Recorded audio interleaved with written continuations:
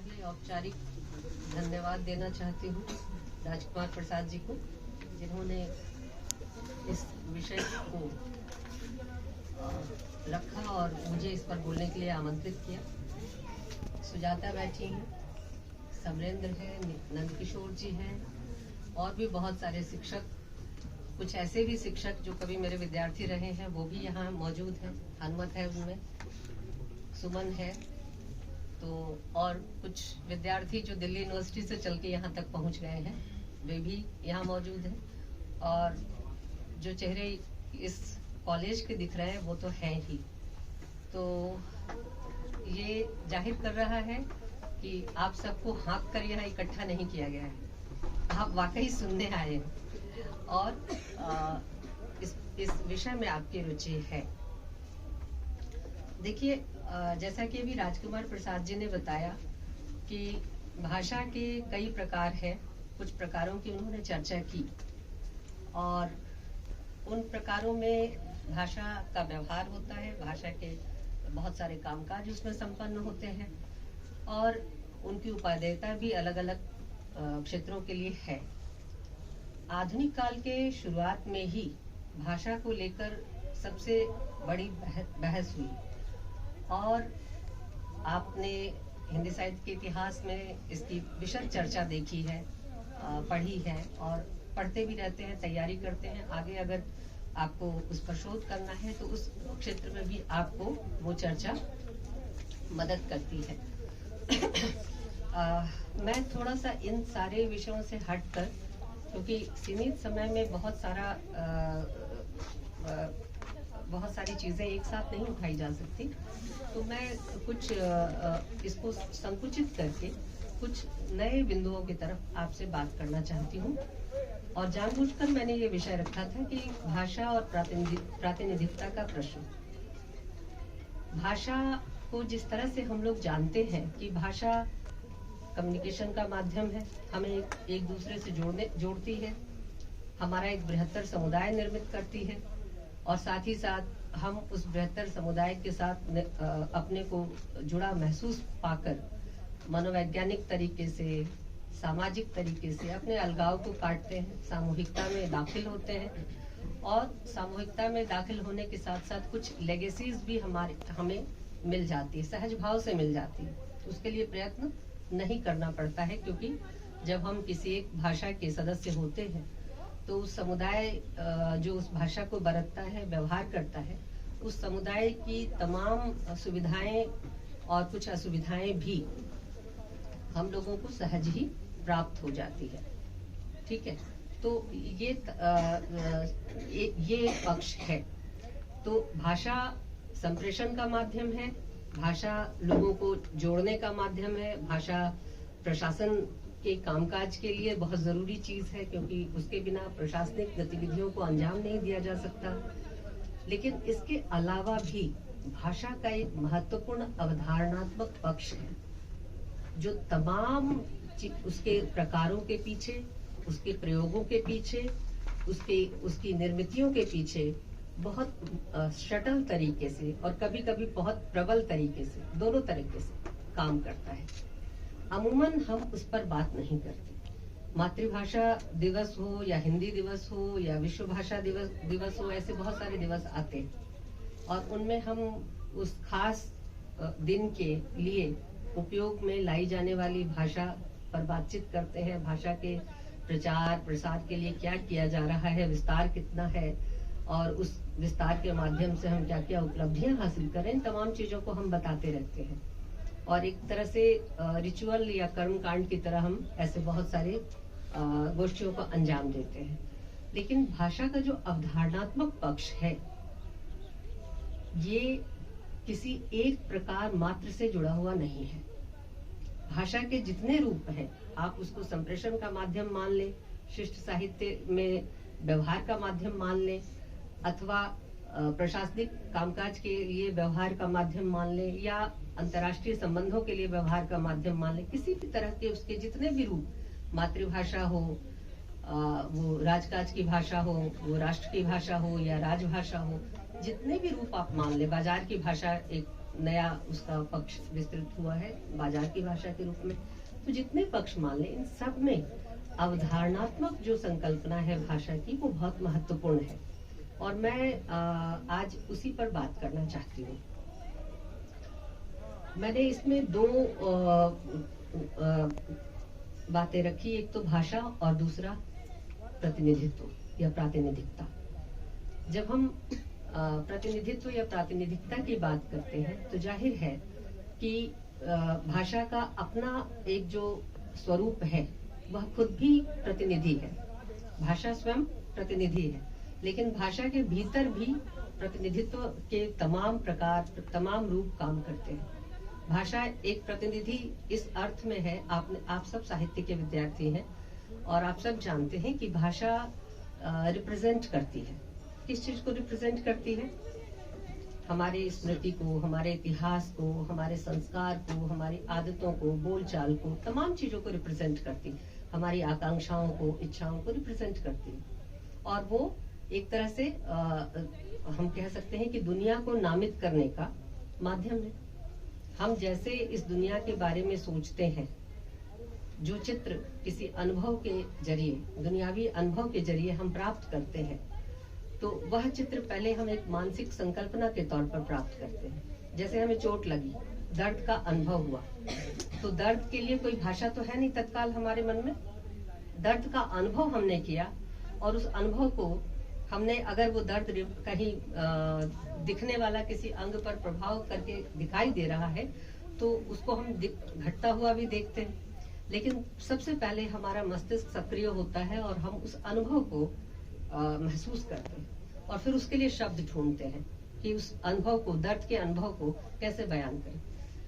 आप सबने अनुभव किया होगा कि जब हम डॉक्टर के पास जाते हैं और किसी तरह के लक्षण अपनी बीमारी या अस्वस्थता का बताते हैं, सबसे बड़ा संकट आता है कि हम अलग अलग प्रकार के दर्द का बयान कैसे करें, क्या हो रहा है। उसके लिए ठीक शब्द हिंदी में हमें नहीं मिलते।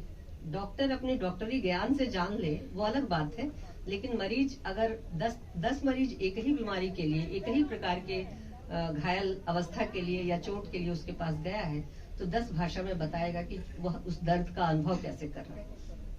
तो एक भाषा में हम जो जीवन के अनुभव हैं, जो प्राप्त अनुभव है हमारे, चाहे वो हम किसी एक्सीडेंट के जरिए प्राप्त करें या हम किसी प्रोसेस के जरिए प्राप्त करें। प्रोसेस से मेरा मतलब है जब आप किसी काम काज को सीखने जाते हैं या सीखने अनायास ही कुछ करते हुए किसी चीज को सीख जाते हैं, श्रम की प्रक्रिया में अगर आप प्राप्त करते हैं किसी ज्ञान को, है ना। बहुत सारी चीजें जब आदि मानव रहा होगा, हमारे पूर्वज रहे हैं, तो उनके पास भाषा नहीं थी, लेकिन श्रम की प्रक्रिया में उन्होंने प्राप्त अनुभवों को आपस में बांटने के लिए भाषा का सृजन किया होगा कि ऐसा करने से ये होता है और उसका असर ये होता है, ये खतरनाक चीज है, तुम उस तरफ मत जाओ, या ये खतरनाक क्षेत्र है, इसकी तरफ दाखिल मत हो। तो जिस तरह से भी हमने भाषा का अर्जन किया, तो उस अनुभव को बताने के लिए हम फिर से भाषा में जाते हैं। अनुभव हमारा होता है, लेकिन उसको हम नामित करते हैं पुनः भाषा में। तो भाषा हमारे मानवीय अनुभवों को नामित करने की एक बृहद श्रृंखला है और इस तरह से हम भाषा में जिस तरह के अनुभव प्राप्त करते हैं उन सबको अलग अलग तरीके से नामित करते हैं। तो भाषा एक तरह से खुद ही रिप्रेजेंट करती है किस चीज को, हमारे अनुभवों को, हमारे संचित ज्ञान को, स्मृतियों को, इतिहास को, बहुत सारी चीजों को। तो ऐसे में भाषा स्वयं एक तरह से प्रतिनिधित्व करती है।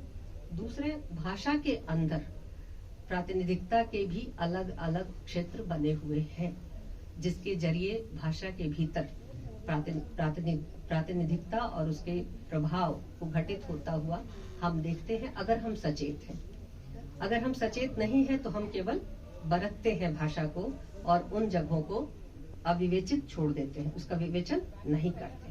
तो ऐसी स्थिति में हम सबसे पहले ये जाने कि प्रतिनिधित्व का सवाल जो है केवल भाषा से जुड़ा हुआ है, लेकिन इसका एक दूसरा छोर संस्कृति से भी जुड़ता है।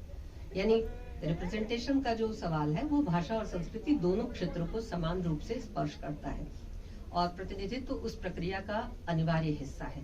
संस्कृति के क्षेत्र में भी अगर किसी चीज के लिए हमें कुछ अभिव्यक्त करना है तो हम भाषिक प्रतिनिधित्व के प्रक्रिया से गुजरकर ही अभिव्यक्ति कर सकते हैं। और इस तरह से हम भाषा में प्रतिनिधित्व के जरिए अर्थ का उत्पादन करते हैं। भाषा तभी मीनिंगफुल होती है ना, आप लोग सबने पढ़ा होगा कि भाषा में कुछ शब्द सार्थक होते हैं, कुछ निरर्थक होते हैं। तो निरर्थक शब्दों को हम छोड़ देते हैं और सार्थक शब्द समूह जो है उससे हम वाक्य का निर्माण करते हैं और बहुत सारी चीजों का फिर विन्यास हम तैयार करते हैं। तो अर्थ का निर्माण जो है, अर्थ के निर्माण की प्रक्रिया भाषा का एक बहुत महत्वपूर्ण एरिया है जहां अर्थ निर्मित होता है। और इसी अर्थ के निर्माण के क्षेत्र में बहुत सारे जो दाव पेच हैं जो समाज के भीतर मौजूद हैं, समाज के भीतर के संबंधों में मौजूद हैं, समाज के भीतर के श्रेणीबद्धता और विभाजन में मौजूद हैं, वो काम करते हैं। तो जो अर्थ के निर्माण की प्रक्रिया है वो इस रिप्रेजेंटेशन के प्रक्रिया से गुजरकर आरंभ होती है। और इसलिए भाषा के भीतर प्रातिनिधिकता के प्रश्न को हमें गंभीरता से देखना चाहिए। और हम कह सकते हैं कि भाषा, अगर हम उसको थोड़ा सा इसको कंसाइज करें तो हम कह सकते हैं कि भाषा जो है अर्थ संरचना का एक समग्र नक्शा प्रस्तुत करता है। जो भाषा का काम क्या है कि अर्थ संरचना का एक समग्र नक्शा हमारे सामने प्रस्तुत करता है। और प्रतिनिधित्व का सवाल इसलिए भी महत्वपूर्ण है कि जैसे हम खांचों में बांटकर दुनिया को देखने के आदी हैं, ये मेरा देश, ये तेरा देश, ये मेरा गांव, ये तुम्हारा गांव, ये मेरा घर, ये तुम्हारा घर, ये मैं, ये तुम, खांचों में बांटकर जिस तरह से हम दुनिया को देखते हैं, तो उसमें व्यक्ति, वस्तु या अवधारणा का पूरा चेहरा नहीं दिखाई देता। यानी आपको ये तो दिखता है कि ये आपका देश है, ये आपका राष्ट्र है, ये आपकी भाषा है, ये आपका वतन है, आपका गांव है, आपका घर है। और सिर्फ ये जो आपका रिलेशन है कि आपका है, आपका देश है, आपके लोग हैं, आपके जन हैं, तो इसके साथ क्या बर्ताव होगा ये यहीं तय हो जाता है। लेकिन ये आपके के अलावा जो अन्य है उसके साथ आप किस तरह का संबंध रखेंगे ये भी यहीं तय हो जाता है। तो ये दोनों पक्ष जब तक हम केवल बांट के देखते हैं तो ये तो समझ में आता है कि अपने देश से प्यार करना अच्छी बात है, स्वयं से प्यार करना भी अच्छी बात है, अपने परिवार की देखभाल करना अच्छी बात है। लेकिन ये नहीं समझ में आता कि दूसरों के परिवार के प्रति भी सहानुभूतिपूर्ण और संवेदनशील होना अच्छी बात है। दूसरे देश के लोगों के प्रति भी सहानुभूतिपूर्ण संवेदनशील होना अच्छी बात है। अपने से अन्य तरह के लोगों के प्रति भी हम ज्यादा उदार हो सकें, ये ज्यादा अच्छा, ज्यादा मानवीय लक्षण है। तो ये समझ में नहीं आता, एक पक्ष समझ में आता है। तो खांचों में बांट के देखने की जो हमारी आदत है उसके कारण हम बहुत सारे पक्ष को नहीं समझ पाते। इसलिए जब प्रतिनिधित्व के सवाल को खोलते हैं हम, तो हम समझ पाते हैं कि हम कहाँ बायस्ड हो रहे हैं, कहाँ पूर्वग्रह से ग्रस्त हैं, कहाँ हम अनजाने इस्तेमाल हो रहे हैं और कहाँ हम भी किसी चीज का इस्तेमाल कर रहे हैं। तो ऐसे में आप साहित्य को ही एक उदाहरण के लिए ले लीजिए। हम साहित्य, हिंदी साहित्य का इतिहास की बात मैं कर रही हूँ, आप सब साहित्य के विद्यार्थी हैं, ठीक है। हिंदी साहित्य के इतिहास के शुरुआती दौर को छोड़ दीजिए, केवल आधुनिक काल पे चले आइए और वहां देखिए कि आधुनिक काल के जो संदर्भ है उसमें अलग अलग कालखंडों का विभाजन कैसे किया गया है और कैसे कुछ रचनाकारों को किसी खास कालखंड विशेष में फिट कर दिया गया है। और ये बताया गया है, मसलन उदाहरण दूं, अज्ञेय प्रयोगवादी है, नागार्जुन प्रगतिशील है, ठीक है। इसी तरह से हजारी प्रसाद द्विवेदी मानवतावादी या आधुनिकतावादी है। तो इस तरह से आप जो खांचे बांट रहे हैं, अगर द्विवेदी जी मानवतावादी हैं तो क्या वो प्रगतिवादी नहीं है? नागार्जुन प्रगतिवादी हैं तो क्या नागार्जुन ने कम प्रयोग किए हैं? अज्ञेय अगर प्रयोगवादी है तो अज्ञेय के अन्य अज्ञेय द्वारा लिखी गई अन्य तमाम रचनाओं में उनकी जो सामाजिक सरोकार का पक्ष है उनका, वह दिखाई नहीं देता। विभाजन पर उनसे बढ़िया कोई किसी ने कहानी नहीं लिखी। व्यक्तिगत संबंधों पर उनसे अच्छा किसी ने कलात्मक सृजन नहीं किया, तो अज्ञेय केवल प्रयोगवादी नहीं है, उनके और भी आयाम हैं। लेकिन खांचों में जो बांटकर हम देखते हैं, जिससे प्रतिनिधित्व का पक्ष क्या है कि प्रतिनिधित्व किसी एक चीज का आप कर सकते हैं, सारी चीजों का प्रतिनिधित्व करना संभव नहीं है। तो भाषा में जो चीज प्रातिनिधिक तौर पर आती है वो समग्रता में किसी चीज का प्रतिनिधित्व कर रही है, इसका दावा नहीं कर सकती। इसलिए प्रातिनिधिकता के सवाल को जितने लेयर्स पर हम खोलेंगे, हम साहित्य के प्रश्नों को भी, भाषा के अंतर्गत प्रश्नों को भी, और केवल भाषा ही नहीं, क्योंकि प्रातिनिधिकता का जो सवाल है उसमें आप देखें कि भाषा से जुड़ा हुआ जो प्रातिनिधिकता का सवाल है, उसका देखिए कि उसका इस्तेमाल कितनी जगहों पर होता है। साहित्य में तो होता ही है, संप्रेषण में होता ही है, इसके अलावा जो भाषा विज्ञान है, भाषा शास्त्र है, वहां भी होता है। और यही नहीं, भाषा और मनोविज्ञान के क्षेत्र में देखिए, वहां भी आपको भाषा के इस्तेमाल का एक नया पक्ष दिखाई देगा और वहां प्रातिनिधिकता के अलग रूप को आप देख पाएंगे। ठीक इसी तरह से मेडिकल साइंस, वहां अगर आप देखें तो सारा तंत्र, आपको लगता है मेडिकल साइंस का भाषा से क्या लेना देना, भाषा में जो चीज अभिव्यक्त हो रही है उसका मेडिकल साइंस से क्या संबंध है, वो तो भाषा तो साहित्य वालों की बकौती है। ऐसा नहीं है। मेडिकल साइंस में खास करके जो न्यूरोलॉजी है उसका बहुत गहरा संबंध भाषा के साथ है। जितने हम जो सोचते हैं, भाषा अगर एक जटिल मानसिक संकल्पना है, तो हम जो कुछ सोचते हैं, हमारी इंद्रियां उसके अनुसार एक्शन में जाती हैं। उसका एक बड़ा कारण है कि हम अपने दिमाग से, मस्तिष्क से वहां उन इंद्रियों को संदेश पहुंचाते हैं कि उनको ये एक्ट करना है। तो हमारे सोचने की जो क्रिया है, भाषा के अंतर्गत हम जो कुछ जैसा सोच रहे हैं और हमारी काम करने की जो गति है उसमें अगर तारतम्य नहीं है तो हम मेडिकली अनफिट है।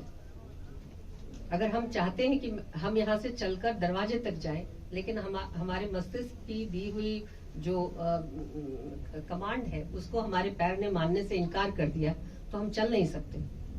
और ऐसे अगर हम चल रहे हैं तो इसका मतलब मस्तिष्क ने जो कमांड दिया है उसको हमारे शरीर के दूसरे हिस्से ने माना है और फिर हम उसके अनुसार गति कर रहे हैं। और तब मेडिकल साइंस में कहा जाएगा कि हम नॉर्मल हैं, हमें कोई तकलीफ नहीं है, क्योंकि हम जो सोच रहे हैं वैसा कर पा रहे हैं। सोचना और उसको व्यवहार में ढालना, ये हम कर पा रहे हैं। तो भाषा में हम सोचते हैं और फिर भाषा को बरतते भी हैं। तो इस तरह से भाषा के बहुत सारे पक्ष हैं जिसमें रिप्रेजेंटेशन के सवाल को हम अलग अलग तरह से देख सकते हैं। भाषा के प्रातिनिधिकता के पक्ष को अगर हम थोड़ा सा स्थिर करने की कोशिश करें तो उसके 3 बड़े क्षेत्र दिखाई देते हैं। एक तो उसका जो प्रतिबिंबन वाला है, यानी भाषा क्या करती है, भाषा का कार्य रूप क्या है। भाषा का कार्य रूप ये है कि जो कुछ जैसा है, हमने सीख ली भाषा, हमें आ गया टेबल को टेबल कहना, पत्थर को पत्थर कहना, पंखे को पंखा कहना, हमने भाषा सीख ली। मुझे हिंदी आती है क्योंकि मुझे ये सारे शब्द आते हैं, हमने भाषा सीख ली। तो अब हम क्या कर रहे हैं, हम जो कुछ लिख रहे हैं या जो कुछ व्यवहार में एक दूसरे से बातचीत में बरत रहे हैं, बता रहे हैं, तो हम कर क्या रहे हैं, हम जो जैसा है वही बता रहे हैं। प्रतिबिंबन के रिफ्लेक्शन वाले एंगल से अगर हम देखें तो जो कुछ जैसा है वैसा ही बता रहे हैं। यानी हम श्यामलाल कॉलेज के गेट से अंदर घुसे तो हमने गेट पर कुछ फूलों की झालरें देखी, अंदर आए तो देखा सुंदर खूबसूरत फूल लगे हुए हैं, है ना, कॉलेज थोड़ा अच्छा और बढ़िया लग रहा है। तो जैसा देखा हमने भाषा में वैसा ही बता दिया। ठीक, ये है भाषा के प्रति एक यथार्थवादी नजरिया, और ये मानना कि भाषा वही करती है, वही बताती है, वही जाहिर करती है जो दुनिया में मौजूद है। लेकिन दुनिया में बहुत सारी चीजें मौजूद है, भाषा सबको नहीं बताती, सबके बारे में नहीं बताती। बहुत सारे ऐसे पक्ष हैं, बहुत सारे पक्ष को तो छोड़ दीजिए, घटनाएं और वस्तु को तो छोड़ दीजिए, जगह, स्थान, घटना, वस्तु, इन सब चीजों को छोड़ दीजिए। बहुत सारी ऐसी प्रजातियां हैं, बहुत सारे ऐसे समुदाय हैं जिनके बारे में भाषा में कहीं कोई जिक्र नहीं। बहुत सारे मानवीय अनुभव ऐसे हैं जिनके बारे में भाषा में कहीं कोई जिक्र नहीं, लेकिन है। इसका अर्थ नहीं है कि भाषा में वे नहीं है तो समाज में भी नहीं है। तो ये जो यथातथ्यवाद या यथार्थवादी नजरिया जिसे हम कह सकते हैं कि भाषा वही बताती है जो होता है, ये एक अधूरा या एकांगी नजरिया है। ये मान के चलता है कि भाषा जो कुछ समाज में है वो सब कुछ भाषा में है, लेकिन ऐसा नहीं है। समाज में बहुत कुछ है जो भाषा में नहीं है, अभी नामित होना बाकी है। बहुत सारे ग्रे एरिया हैं जो भाषा में अभी नामित हुए ही नहीं, बहुत सारे ग्रे अनुभव हैं जो भाषा में नामित हुए ही नहीं। तो उनके लिए अभी हमें बहुत सारी मेहनत और बहुत ज्यादा संवेदनशीलता के साथ सचेतन होकर भाषा के प्रयोग और उसमें प्रतिनिधित्व के प्रश्न पर विचार करना होगा। दूसरा जो इसका महत्वपूर्ण पक्ष है वह है जब आप भाषा को बरत रहे होते हैं तो आपके निहितार्थ क्या है, किस उद्देश्य से आप भाषा को बरत रहे हैं। आपके पास एक बनी बनाई भाषा है, उसकी डिक्शनरी है, उसका व्याकरण है, उसका साहित्य है, उसका इतिहास है, बहुत कुछ है। आपका उद्देश्य क्या है जब उस भाषा को आप बरत रहे हैं। जैसे हम हिंदी को जिस उद्देश्य से हम बरतते हैं, क्या अंग्रेजी या विदेशी भाषा को पढ़ते हुए और उसमें लिखते हुए सोचते हुए हम उसी उद्देश्य को बरत रहे होते हैं। आपका अनुभव क्या है। हिंदी को हम जैसे पढ़ते हैं, गुनते हैं और सहज भाव से बरतते हैं, अंग्रेजी को पढ़ते गुनते वक्त हम उस तरह से नहीं बरतते। अगर फ्रेंच और जर्मन पढ़ रहे हैं तो फिर हमारा उद्देश्य दूसरा होता है। वो जो संलग्नता जो पूरी बैकग्राउंड के साथ, पूरी पृष्ठभूमि के साथ किसी भाषा के पीछे एकदम दृढ़ता के साथ खड़ी होती है, वह भाषा की अपनी थाती है। और इसलिए जब कोई लेखक, कोई कवि या कोई भाषा का विद्वान जब भाषा का व्यवहार करता है तो वह उसमें अपने अर्थ भी भरता है, उसके अपने निहितार्थ भी होते हैं। और इसी तरह से खास करके जो कलाकार लोग होते हैं वो अपने निहितार्थ को भाषा में जरूर शामिल करते हैं। आपको लग सकता है कि कोई एक कविता तो सिर्फ 1857 और उसके 1857 के लिए क्यों लिखी गई, वो तो झांसी की रानी के लिए लिखी गई थी, लेकिन थी वो स्वतंत्रता संग्राम के लिए। इसी तरह से हवा हूँ हवा में बसंती हवा हूँ, अभी बसंत चल रहा है, हवा भी बहुत चल रही है। तो ये गीत बचपन से हम पढ़ते आए और ऐसा लगता है कि ये तो प्रकृति का गान है, प्रकृति इसमें बहुत बड़ी मात्रा में उपलब्ध है। लेकिन सिर्फ प्रकृति है क्या, इसके निहितार्थ नहीं है। तो निहितार्थ इस तरह से भरे जाते हैं और वो जाहिर है कि जो निहितार्थ भाषा में भरता है वो भाषा का चतुर सृजन करता होता है। कलाकार और साहित्यकार लोग, विद्वान लोग जो भाषा से खेलते हैं वो यहाँ ज्यादा मजबूती से अपनी उपस्थिति दर्ज कराते हैं। और तीसरा है कि जो तीसरा भाषा का जो महत्वपूर्ण पक्ष है जो रिप्रेजेंटेशन में काम आता है वो है कि भाषा की जो अपनी बनावट और निर्मिति है वो किस तरह की है।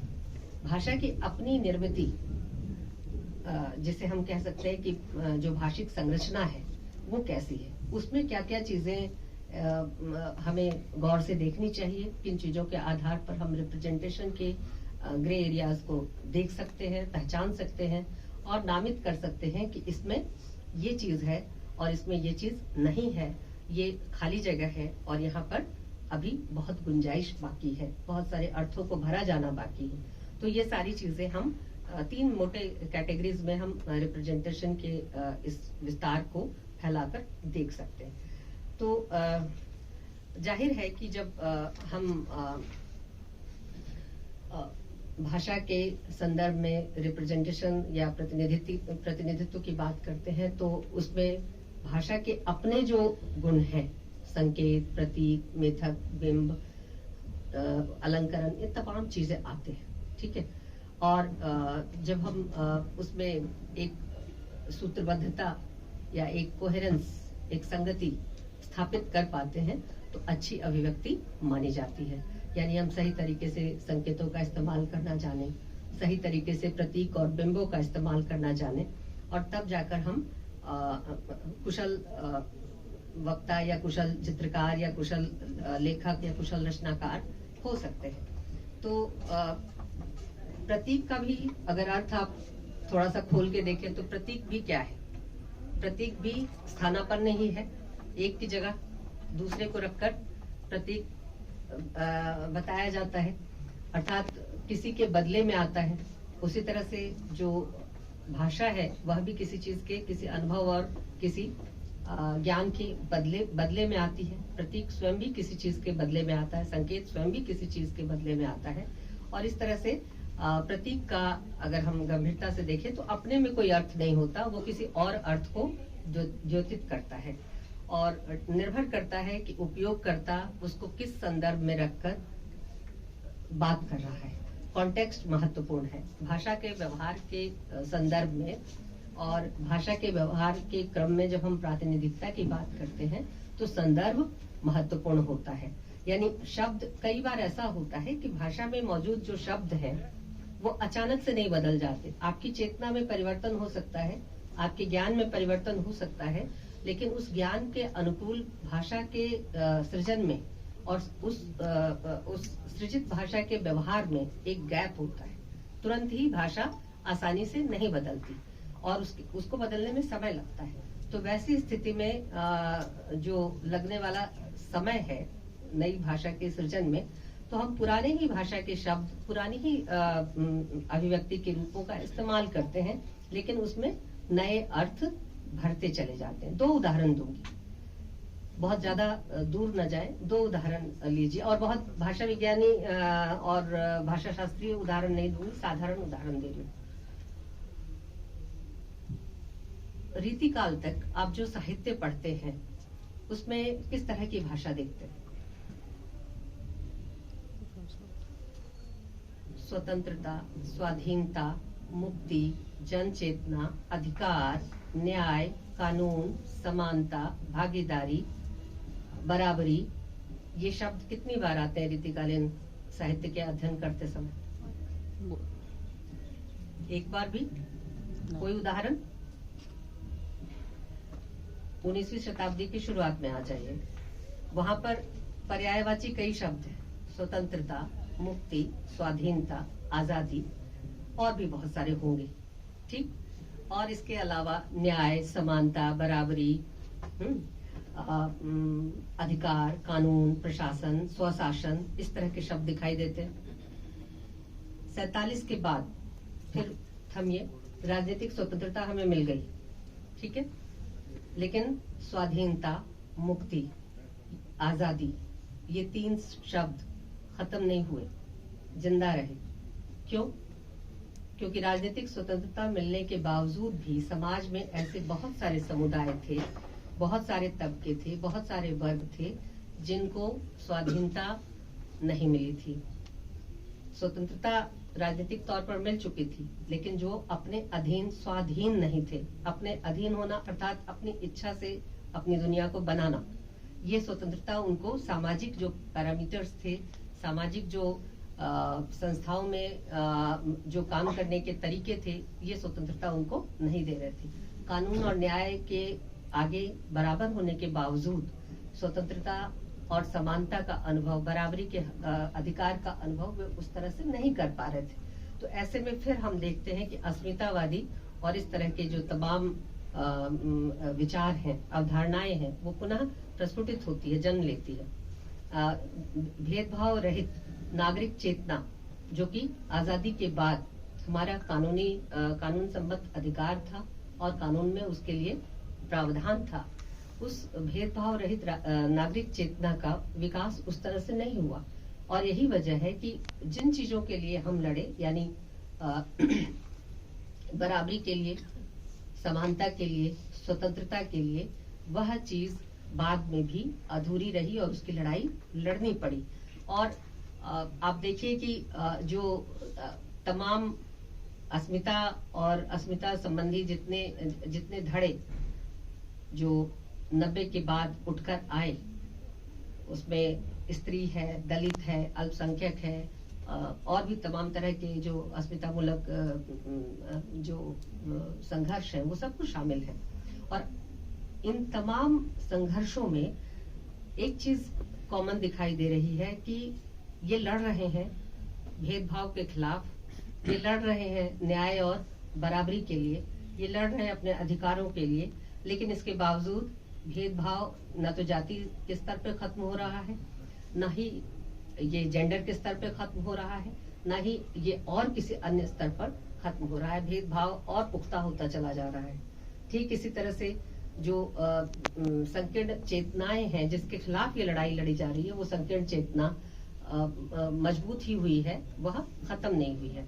तो ऐसे में बहुत सारी चीजें भाषा के अंदर रिप्रेजेंटेशन के प्रश्न पर आप देखेंगे कि बहुत सारी चीजें भाषा में जो पुरानी भाषा है, नई उसमें अवधारणाएं अभी शामिल नहीं हुई हैं, लेकिन पुरानी भाषा में नई अवधारणाओं के शामिल होने लायक नए शब्दों के न होने के बाद हम पुराने शब्दों से काम चला रहे हैं, लेकिन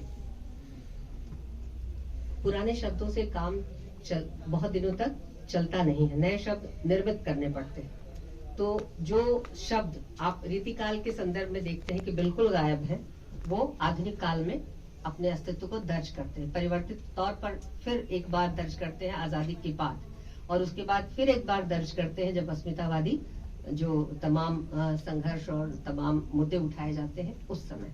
तो हम कई लेयर्स यहाँ पर देखते हैं।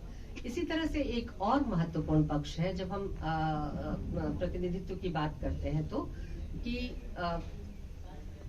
भाषा में कई बार बहुत सारी चीजें सहजता से मतलब नहीं मिलती, इसके बारे में किसी का ध्यान ही नहीं जाता कि नहीं क्यों मिलती।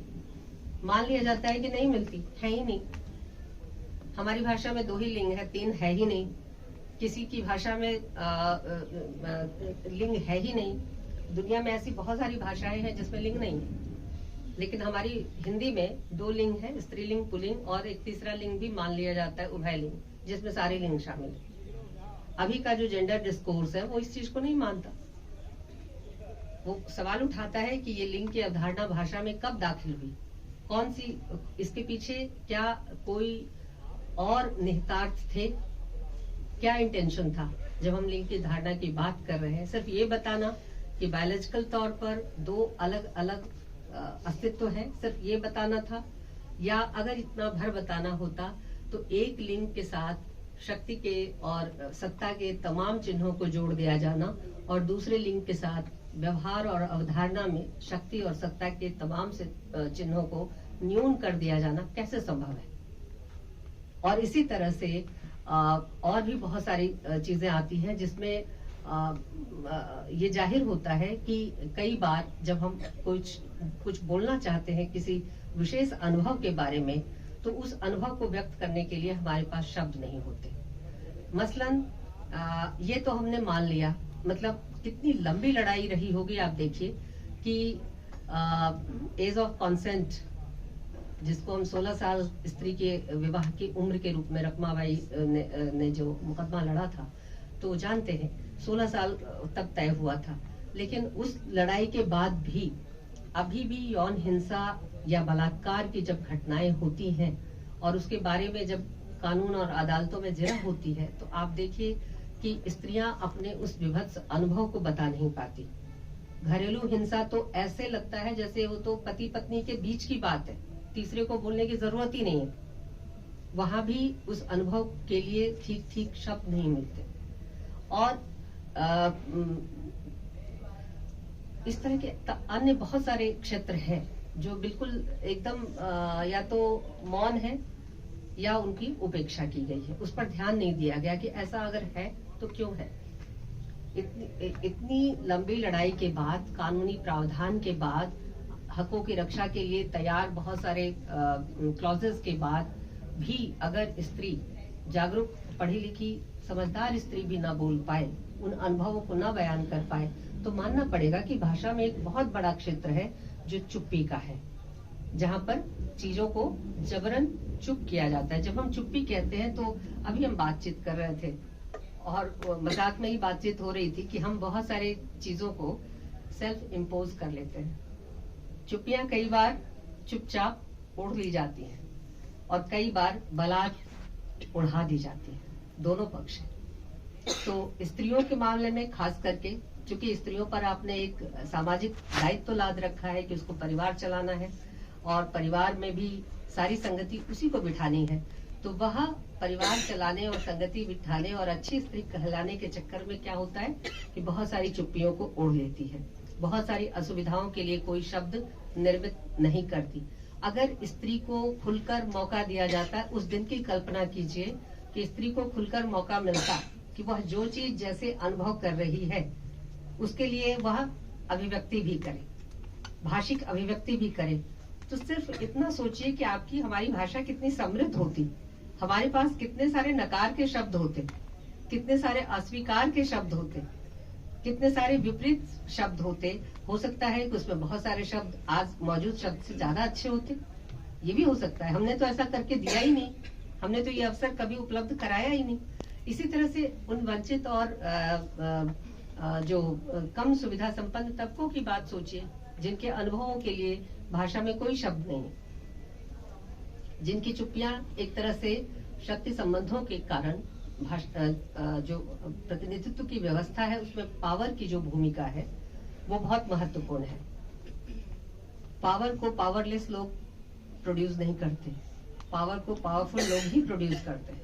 तो जाहिर है कि जो पावरफुल है वो अपने हक में तमाम संरचनाओं को भी और भाषिक संरचनाओं को भी निर्मित करेगा। तो ऐसी स्थिति में बहुत सारी चीजें सिर्फ वन साइडेड होंगी, एक तरफ से आएंगी, जबकि आना चाहिए उसको चारों तरफ से। बहुत ऐसा नहीं है कि जो पावरफुल है उनको नहीं बोलना चाहिए, बिल्कुल बोलें, लेकिन ये चीज भी होना चाहिए कि दूसरे तबके से भी जो उस पावर के नीचे रह रहे हैं, उस पावर के आतंक को या उसके एहसान को महसूस कर रहे हैं, उन्हें भी बोलना चाहिए। होरी कब तक कहेगा कि जो सत्ता वर्ग है उसकी लात के नीचे अपनी गर्दन हो तो उसको सहलाने में ही फायदा है? कब तक कहेगा होरी? होरी उस लात को झटकने की ताकत तो रखता ही था ना। जब वो अगर गोदान आपको याद है तो याद कीजिए कि राय साहब के जमींदार राय साहब के यहाँ एक नाटक हो रहा है और होरी उसमें एक बलिष्ठ व्यक्ति का पार्ट कर रहा है और वो खासा ताकतवर है, मेहनत करता है, मजदूरी करता है, किसान है, उसके पास ताकत है, वो चीजों को पलट सकता है, शक्ति में भी कम नहीं है और बुद्धि में कम तो है ही नहीं, क्योंकि वो जानता है कि जिसकी लात के नीचे गर्दन दबी हो उसको सहलाना चाहिए। तो बुद्धि तो कम है ही नहीं, शक्ति भी कम नहीं थी, लेकिन उस लात को पलटने का साहस वो क्यों नहीं कर पाता? जानते हुए भी कि उसके साथ ठीक नहीं हो रहा है, उस पैर को झटकने का साहस उसके अंदर नहीं आता, क्योंकि तमाम संरचनाएं, जो सत्ता संरचनाएं हैं, जो भाषा के जरिए भी ऑपरेट करती हैं, वे सत्ता संरचनाएं उसके खिलाफ है, उसके साथ नहीं है, उस शक्ति संपन्न व्यक्ति के साथ है और उसकी ताकत जो है वो भाषा में भी रिफ्लेक्ट होती है। तो इसी तरह से अगर आप जॉन स्टुअर्ट मिल को याद करें, जिन्होंने सब्जेक्शन ऑफ वुमेन किताब लिखी, तो मिल बहुत साफ शब्दों में बताते हैं कि स्त्रियां अपने ऊपर आत्म प्रतिबंध लाद लेती हैं। ये प्रछन्न चुप्पी है या सेल्फ सेंसरशिप है, उन्हें नहीं बोलना, बहुत सारे अप्रिय अनुभवों को नहीं बोलना। और आपने आए दिन ये अनुभव किया होगा कि घर में जब पिता काम करके आते हैं या बेटा काम करके आता है तो माएं या बहुएं उस समय अप्रिय प्रसंग लेकर नहीं बैठती। अगर कोई स्त्री ऐसा करती है कि आते आते ही उसने दिन भर के अपने कष्टों का बयान शुरू किया, तो उस स्त्री को घर की स्त्री ही अच्छी नजर से नहीं देखती और उसके व्यक्तित्व और चरित्र की आलोचना वहीं पर शुरू हो जाती। तो ये जो चीजें हैं कि आपको एक ट्रेनिंग की तरह तैयार किया जाता है, शिक्षित किया जाता है कि आप इस तरह से भाषा को बरतेंगी, भाषा में आपके अनुभवों को जगह मिलेगी, लेकिन बहुत ज्यादा अनुभवों को जगह नहीं मिलेगी, क्योंकि भाषा के भीतर का जो पावर कंस्ट्रक्ट है वह उस चीज को परमिट नहीं करता, वह उसकी आज्ञा नहीं देता। तो यही कारण है कि बहुत सारे अनुभवों के लिए जब ऐसे लोग जिन्होंने पहली, दूसरी, तीसरी पीढ़ी से लिखना सीखा है, हम लोग भी कोई बहुत 10 पीढ़ी से हमारे परिवार में शिक्षित लोग चले आ रहे हों, ऐसा नहीं है, हम लोग भी दूसरी तीसरी पीढ़ी के लोग हैं। तो जिन लोगों ने दूसरी तीसरी पीढ़ी में लिखना पढ़ना बोलना सीखा है, स्त्रियां तो पढ़ लिख कर भी नहीं बोलती थी, तो उनकी तो पहली पीढ़ी ही है। इसी तरह से जो दलित वंचित तबके हैं उनके लिए भी भले वो दूसरी तीसरी पीढ़ी के हो, लेकिन लिखना और बोलना उन्होंने अभी सीखा है। तो ऐसे में बहुत सारे उनके अनुभवों के लिए जब वो शिष्ट भाषा के पास जाते हैं तो वहाँ रिप्रेजेंटेशन है ही नहीं। वहाँ उनको फिर एक धक्का लगता है कि उन्होंने अब तक जो सोचा था, अब तक जैसा सहा था, बर्दाश्त किया था, अनुभव किया था, उसके लिए वो कोई समीपवर्ती शब्द भाषा में नहीं है। भाषा का एक और पक्ष देखिए, भाषा में जो व्याकरण का पक्ष है वो भी बड़ा दिलचस्प है। मैं कुछ बातें कह के ये खत्म करूंगी। भाषा का जो व्याकरण का पक्ष है वो भी बहुत दिलचस्प है। उसमें केवल लिंग नहीं है, आप पर्यायवाचियों को देखिए। जो पर्यायवाची है और जो अर्थ भंडार है, शब्द भंडार जिसे हम कहते हैं, वो बड़ा ग्रे एरिया है भाषा का। पर्यायवाची शब्द तो खास करके लिंग की तरह ही बड़े मजेदार निष्कर्ष पर्यायवाचियों के अध्ययन से प्राप्त किया जा सकता है। मसलन आप देखिए कि पर्यायवाची शब्दों का जन्म कब हुआ होगा, क्यों हुआ होगा, किन स्थितियों में हुआ होगा, कौन सा सामाजिक विकास का वो क्रम रहा होगा, कौन सी अवस्था रही होगी जब भाषा में पर्यायवाची शब्दों का जन्म हुआ होगा। और जब आप आधुनिक काल के प्रवेश द्वार पर खड़े होते हैं तो आप क्या कहते हैं? एक भाषा चाहिए, पर्यायवाची नहीं चाहिए। आपके पास सैकड़ों हजारों पर्यायवाची है, लेकिन धीरे धीरे अब किसी शब्द के 4 पर्यायवाची ढूंढने में आपको दिक्कत होती है। आप आज ही 10 शब्द खोज लीजिए और हर एक के 4-4 अभी अपने मन से लिखना शुरू कीजिए, मुश्किल होगा, नहीं निकाल पाएंगे। जबकि एक अनुभव के लिए, एक तरह के की चीजों के लिए या एक तरह के घटनाओं के लिए, वस्तुओं के लिए एक से अधिक शब्द विभिन्न भाषाओं में रहे हैं।